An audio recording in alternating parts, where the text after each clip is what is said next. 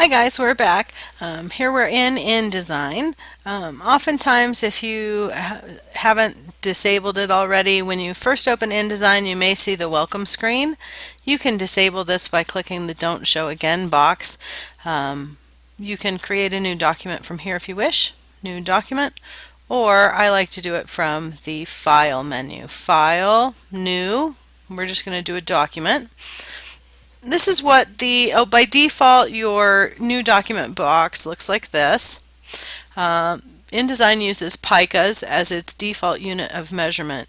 We can change that if it really bothers you under the Preferences menu, which is Control K on a PC, Command K on a Mac, and then Units and Increments.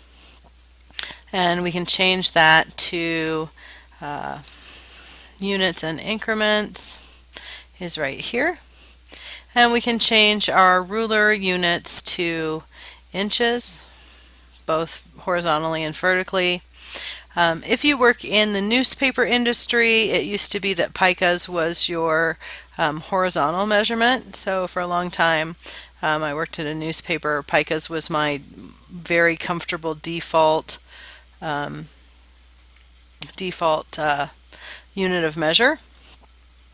Now, not so much. I think they're kind of moving, a lot of publications are moving to both inches horizontally and vertically. So for this project, we'll go ahead and set our default measurement to inches and go ahead and click OK.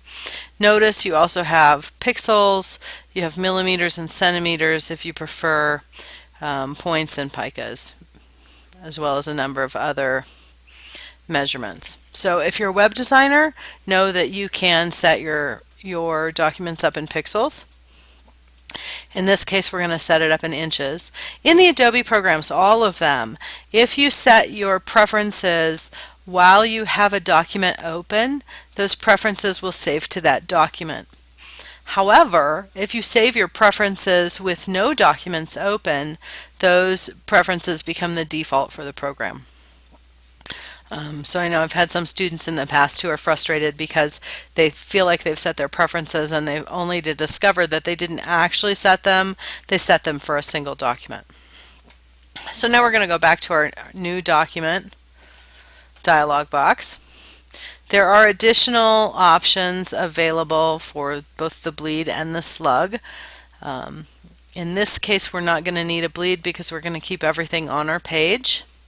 And slug has to do with setting up multiple, space between multiple documents on the same printer sheet. So we'll go ahead and go back to fewer options. Let's take a look at our page.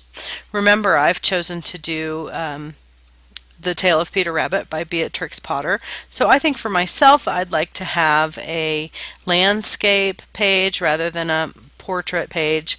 I'd like my pages to be wider.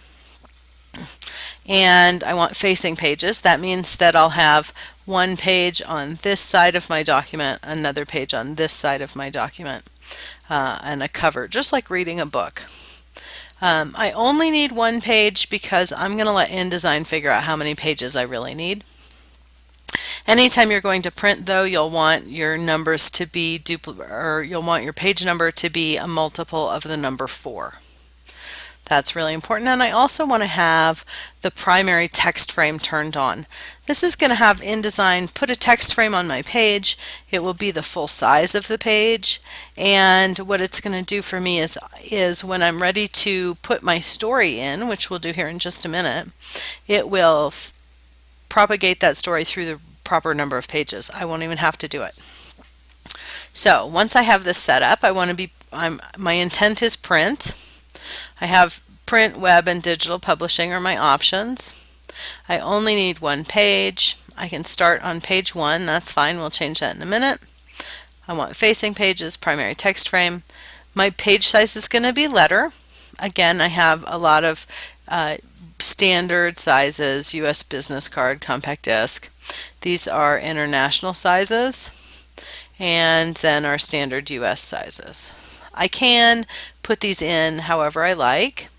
If I'm working on something, let's say I'm working on a design for a client that's 3.5 inches wide, but it's 12 inches long. Let's say it's a folding business card type of project. I can set those sizes manually. In this case, we just want letter. And again, I'm going to do landscape. I only want one column to start with. The gutter is the space in between columns. So if I only have one column, this gutter space is not a crucial number. It is more important if I have multiple columns on my page. And my margins, just to be safe, because I'm not going to print this with a full bleed, I'm going to go ahead and leave my margins at a 1/2 inch all the way around. And I'm going to go ahead and click OK. When I do that, now I have my InDesign software set up with the Essentials layout.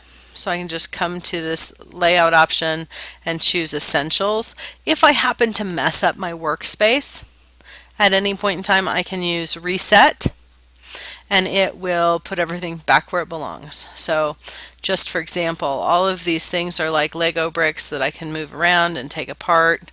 And it's very possible to accidentally close a bunch of things that I might need, like, my pages. We're going to take a real good look at this pages dialog box here in a minute, and my links. So if let's just say I closed them all up and I pulled out my toolbar here and accidentally got rid of it. So now I'm kind of in a mess. I have no tools over here. I have no access to my other panels. I can come up to this option, my workspace options, and choose Reset Essentials, and it puts everything back where it belongs.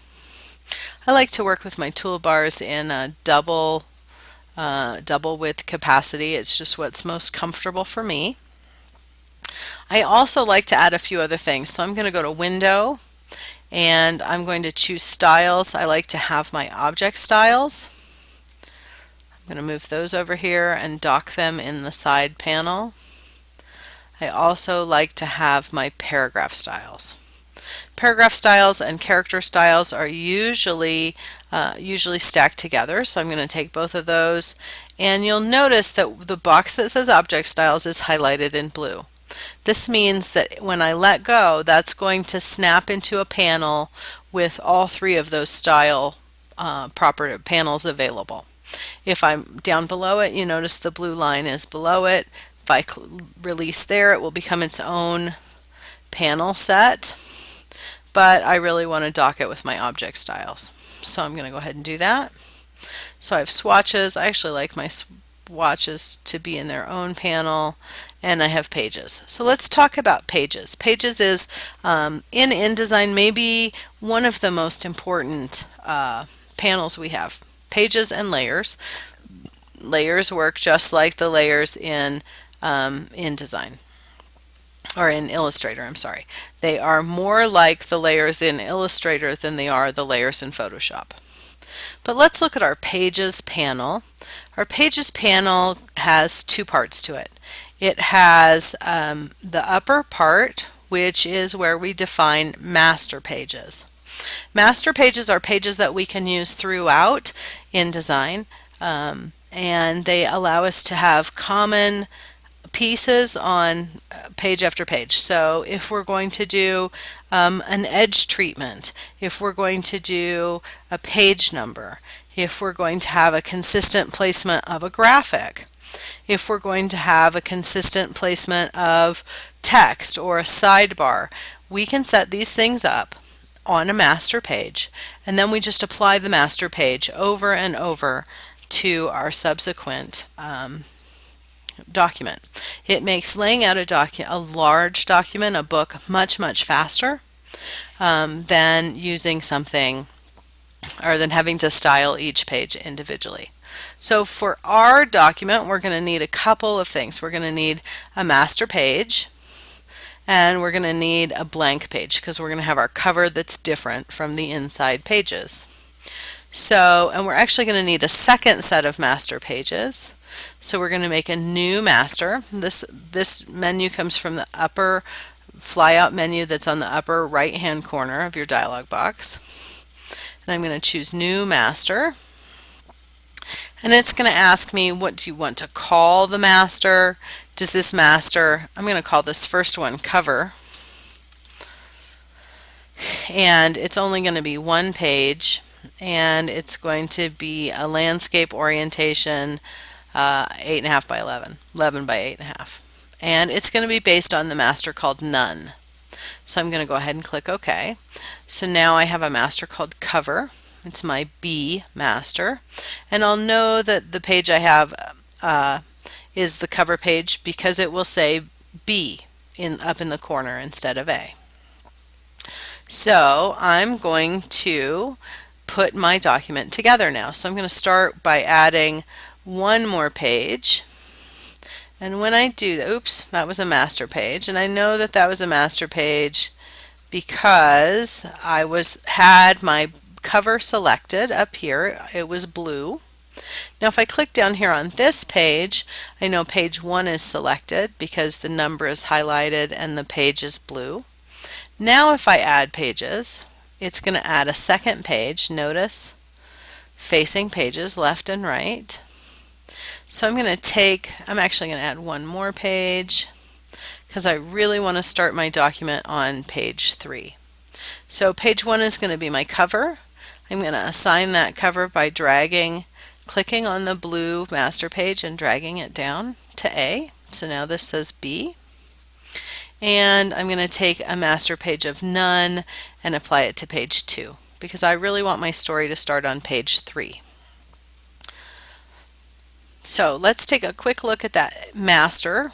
I'm going to go to my A master and work on setting these pages up. Now I have two master pages because I have a facing pages spread.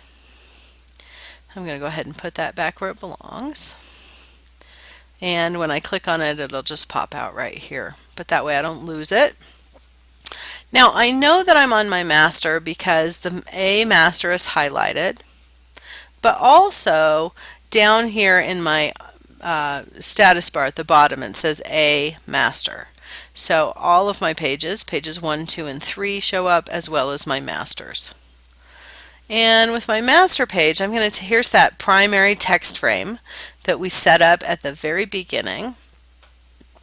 I'm actually going to make this a little smaller, I think 7.25 inches, oh maybe 7 inches. Now I can do that several ways. I can click on the box and drag it up, or I can use the placement bar options bar.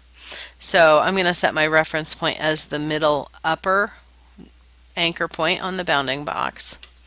And I'm going to make sure that my constrained proportions is unchecked, and I'm just going to go ahead and set this to 7.0, and notice now my text frame here and my text frame here line up.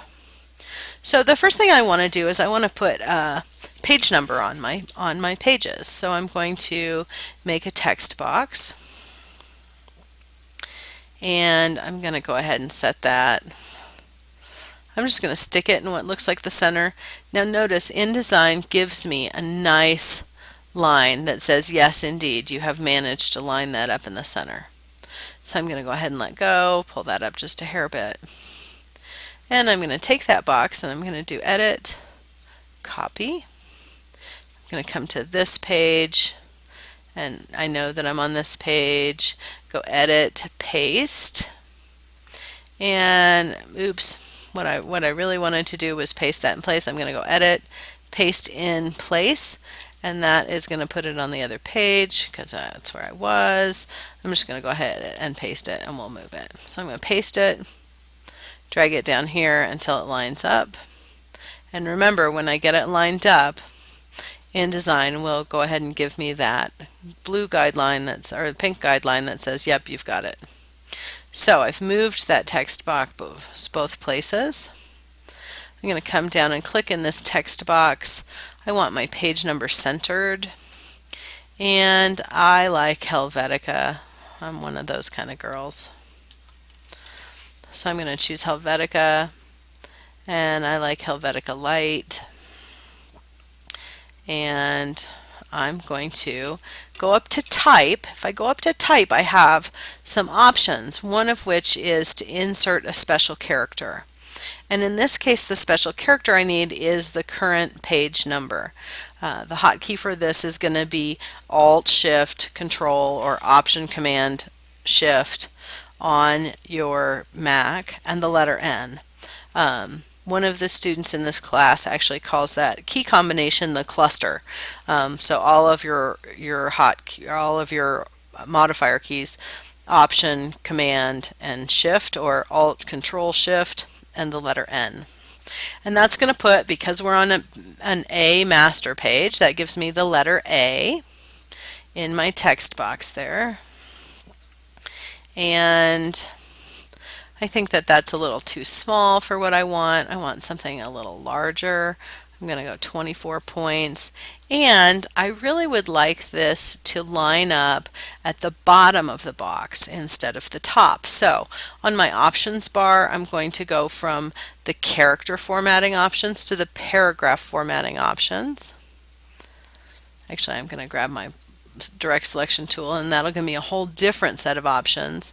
And notice over here on the right hand side I have text alignment options, and I want to align my text to the bottom. The last thing I want to do, I'm going to go ahead and select that text again. I'm going to make it a little bigger, and I want to make it not so dark, so I'm going to use my fill dialog box, and I'm going to change the tint. I'm going to bring the tint down to 30%. So now I have a nice light page number at the bottom of the page. I'm going to go ahead and copy that by selecting it and using Command C on a Mac, Control C on a PC. And I'm going to hold down my Shift bar.